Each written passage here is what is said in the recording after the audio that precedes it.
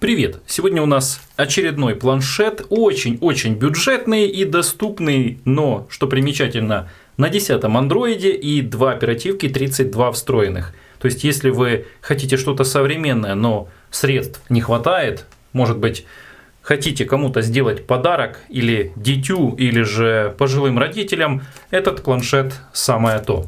Teclast T-Pad. Это модель у нас P80H, и цена на момент обзора от $74 до 82. Если проживаете в Украине, то рекомендую, как и я, заказывать новой почтой международной. Эта доставка, правда, будет платная, 5,39. Но объясню, вот это сбоку лежит планшет, который я заказал второй.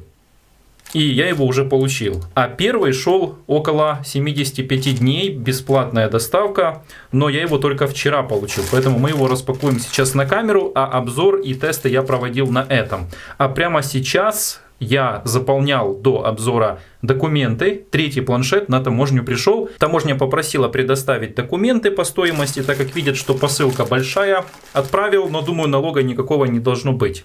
В комплекте мы получаем чехол. Дополнительно идут прибамбасины, вот такой вот наушник, гарнитура с микрофоном и зарядкой кабель. Более детально рассмотрим позже. А сейчас давайте вскроем эту упаковку. Ко мне обратились наши знакомые, Сережа и Аня. Они уже не раз через нас заказывали разные товары. Они хотят помочь по месту своим знакомым. И вот как раз попросили что-то недорогое, бюджетное, но современное. И чтобы это был планшет, да еще и с сим-картами.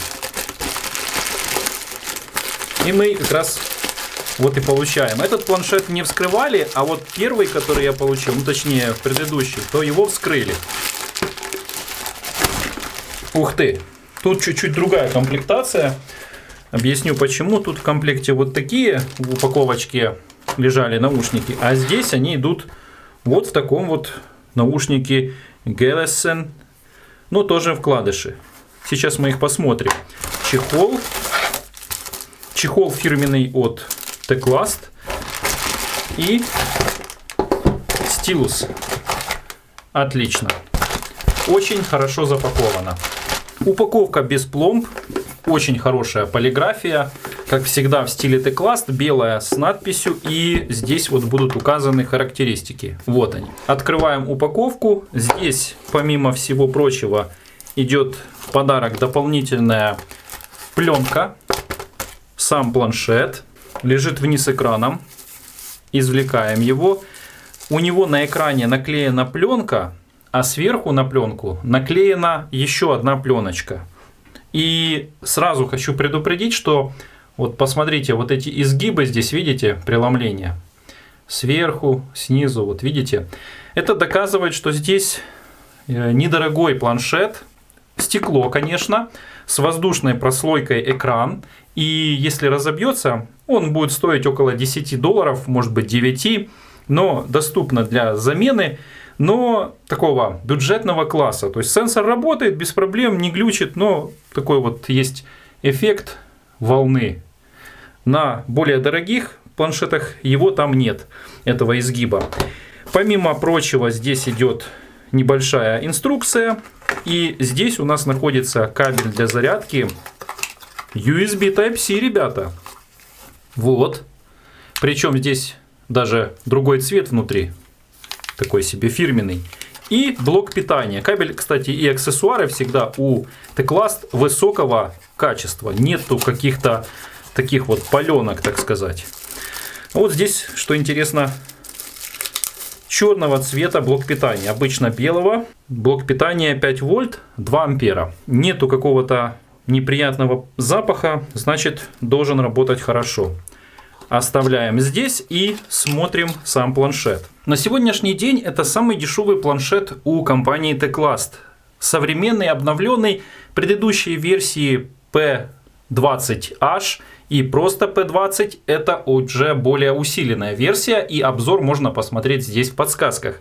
Это же у нас пластиковый корпус, как я упомянул, здесь более бюджетный и экран по разрешению. Внешне у него закругленные края, кнопка включения, кнопка громкости И здесь находится отверстие, это у нас кнопка сброса. Сверху располагается USB Type-C, общая крышка для одной сим-карты и карты памяти, и разъем для наушников. Все это располагается сверху над экраном. Снизу находится один динамик, здесь он всего один, и здесь находится микрофон. Но его точное местоположение под экраном находится вот здесь. Сверху находится камера, кнопки здесь сенсорные, и нажимаем включение. Работает экран хорошо. У вас есть новая версия для установки. Вот пока он лежал в упаковке, мы можем сейчас обновить. 31.12.2020 вышло какое-то обновление. Обновить сейчас. Окей. Пока он перезагружается, хочу сразу рассказать предысторию. Не удалось, хотя без проблем установилось Antutu Benchmark, не удалось провести тесты. То есть доходит до тестирования графики. После тестирования графики запускается тестовый видеоролик и выходит на рабочий стол. Поэтому сколько выдает Antutu Benchmark тестов, я не могу вам сказать. То есть их не будет в этом видео, потому что я не смог провести. Также я не стал проводить тест аккумулятора в YouTube, потому что, хотя здесь хорошая батарея и расход, вот он лежал около недели, у него сейчас 67% заряда было, то он справляется со своей задачей хорошо, поэтому тест в YouTube я тоже делать не буду. То есть на 6-7 часов он точно его хватит. А вот тест батареи я провел, и дальше я поделюсь своими тестами. Пленку я только что снял. Пластиковая крышка сзади имеет вот такой вот рисунок, приятный на ощупь, и не остается отпечатков пальцев вот так вот с легкостью, чтобы они оставались. Напомню, что это 2 оперативные у нас, 32 встроенных. Думаю, что за такую цену это очень даже неплохой размер экрана. Диагональ экрана 8 дюймов и с хорошей картинкой и яркостью. Давайте будем знакомиться изнутри. Есть отдельно кнопка звонилка, включается громкая связь и активируется микрофон. Номеронабиратель как с английскими, так и с русскими буквами. При совершении звонков можно подключить гарнитуру и тогда уже вести беседу через гарнитуру. Микрофон гарнитуры тогда будет использоваться как основной. Здесь установлен обычный стандартный лаунчер. Делаем свайп снизу вверх, и у нас открывается вот такое вот меню. В этом планшете присутствует радио, диктофон, все основные функции. Рамки у планшета, как обычно для бюджетника, достаточно, чтобы здесь держать рукой. Вот так вот. И никак не вылазит на экран. Снизу кнопки для управления. В настройках есть вот такая вот шторка, есть темная тема, есть ночной режим и минимальную яркость сейчас покажу. Вот эта минимальная яркость, но она как будто бы на 40% у обычного планшета или устройства, где можно было бы еще и пониже. А это максимальная яркость. Как вы видите, камера реагирует на изменения. Поддерживает только стандарт связи по Wi-Fi 2,4 ГГц. Есть встроенный Bluetooth и GPS. Давайте, кстати, запустим GPS-тест. Это первый, по-моему, тест. Сейчас даже должно запросить разрешение. Да, я еще не проводил. Разрешить в любом режиме. И вот в частном доме сейчас мы запустим. На улице хорошая погода. Посмотрим, как быстро он свяжется со спутниками. От этого мы будем отталкиваться уже, можно ли его использовать при надобности, например, чтобы проложить маршрут как GPS-навигатор, загрузив сюда какие-то карты. Прошла минута, и мне пришлось выйти на улицу, чтобы он словил хотя бы, но не использовал. То есть очень слабый прием сигнала у GPS, и он не смог подключиться. Вот он их видит 2, а использует 0. До сих пор не может подключиться. Уже больше минуты прошло, почти 2.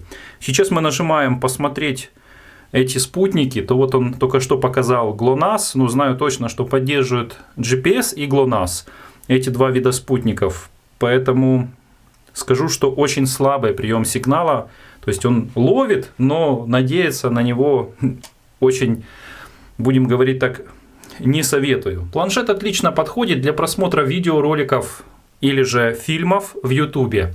Давайте вот запустим видеоролик в YouTube, послушаем звук. Вот так звучание музыки. То есть нету такого, чтобы он прям сильно громкий был, но звучание достойное. Динамик 1, напомню. В YouTube разрешение максимально работает 720 60 кадров. Не скажу, что он прям такой шустрый, но подвисаний нету. Если же запустить другие мелодии встроенные, то вот такой вот звук.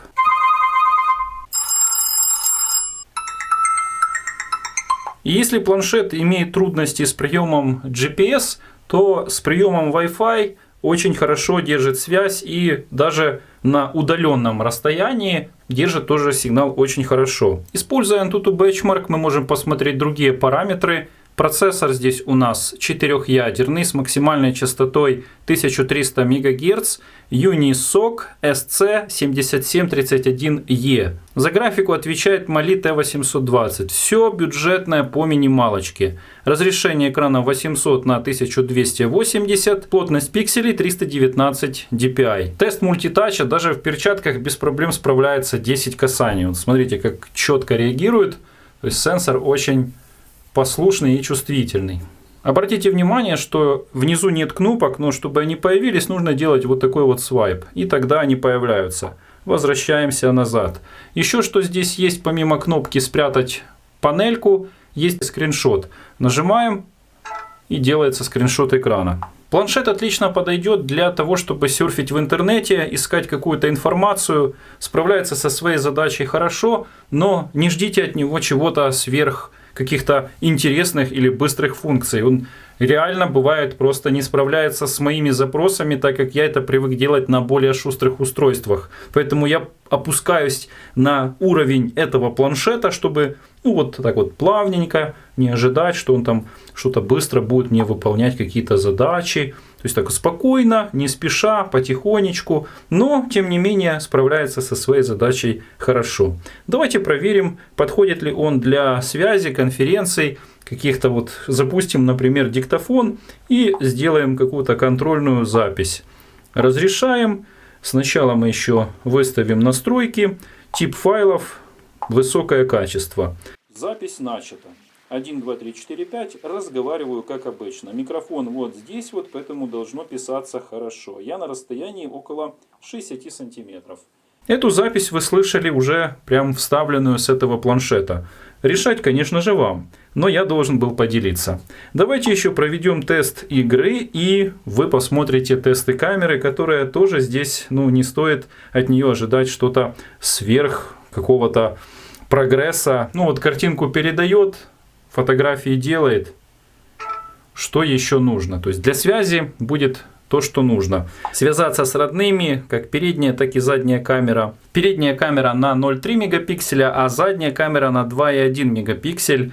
И снимает видео, к сожалению, 640 на 480. То есть по бокам будут черные рамки. Давайте запустим игру. Это у нас Asphalt 8 и минимальная графика.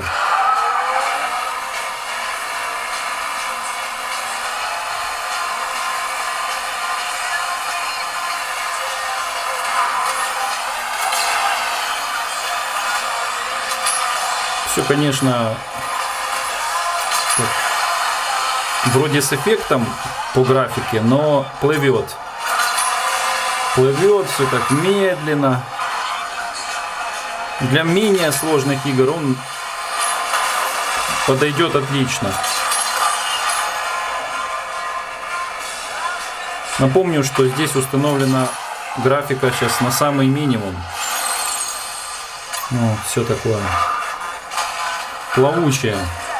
Играть без проблем в любые игры, конечно же, можно. Но если хотите что-то сверх, то ждите глюки, лаги и всякие фризы. Интересно, что модуль камеры здесь не выпирает над корпусом. Аудинамика по бокам есть две точечки выступающие, как будто специально, чтобы на поверхности, если ложили, то не было прям плотного прилегания к поверхности, чтобы хорошо исходил звук. Давайте посмотрим еще чехол, а потом посмотрите тесты камеры. Чехол фирменный T-Clast, серенький, из какого-то дешевого материала. Но радует, что это не кожа, которая собирает отпечатки пальцев. Внутри тоже кожзам, не будет собирать отпечатки пальцев, потому что предыдущие были покрыты какой-то ворсинкой здесь и очень были маркие. Чехол, конечно, я не совсем такой чехол люблю, когда вот эти рамки, потому что они закрывают доступ к экрану. Но, тем не менее, какой есть. Если вас он не устроит, то тогда смело ищите себе силиконовый, какой-то другой, если таковой найдете. Или же я могу оставить ссылки в описании. Конечно же, будет на сам планшет, где эта комплектация была, и на силиконовый чехол. Вот почему я не люблю с этими рамками, потому что экран еще там есть, они еще вылазят на экран. То есть надо так плотно вдавить, и будет тогда уже более-менее удобно. Но надо каждый раз вот продавливать, чтобы там что-то пролистнуть или еще что-то. На любителя. Но дареному коню в зубы не смотрят. Есть такая народная поговорка. Подарили и хорошо. Разъемы все совпадают. Кстати, мы не заглядывали под крышку. Давайте мы это сделаем. Я ее уже отщелкнул. И здесь вот у нас два гнезда. Чтобы закрыть, нам необходимо вдавить. Будьте внимательны, там никаких лотков нету, ничего не извлекается. Просто вставляете по принципу щелчка. Замок захватил сим-карту или флешку, а если извлечь, то надо нажать, и ее назад немножко приподнимет, и вы уже ее дотянете. Поэтому смотрите, там есть изображение, куда что вставлять и каким концом куда направлять. В комплекте наушники недорогие, есть микрофон, что радует, кнопка на микрофоне, вкладыши и, правда, белого цвета. Рад был с вами поделиться. Посмотрите теперь тестовое фото. Ну а я прощаюсь. С вас лайк за труды. Ссылки есть в описании. Всем спасибо. Пока. Максимальное разрешение установлено. Все равно по бокам полоски. Но вот такая вот картинка. 1, 2, 3. Это у нас тестирование планшета Teclast P80H. Что у нас по фокусу? Прикасаемся к экрану. Ну, по-моему, автофокуса как такового нету. То есть вот, без автофокуса. И при прикосновении к экрану делается скриншот экрана. Раз, два, три, четыре, пять. Теперь передняя камера. 1, 2, 3, 4, 5. И видно, и слышно вам. Выводы делать тоже вам самим. Теперь фотографии и до встречи в новых видео. Пока.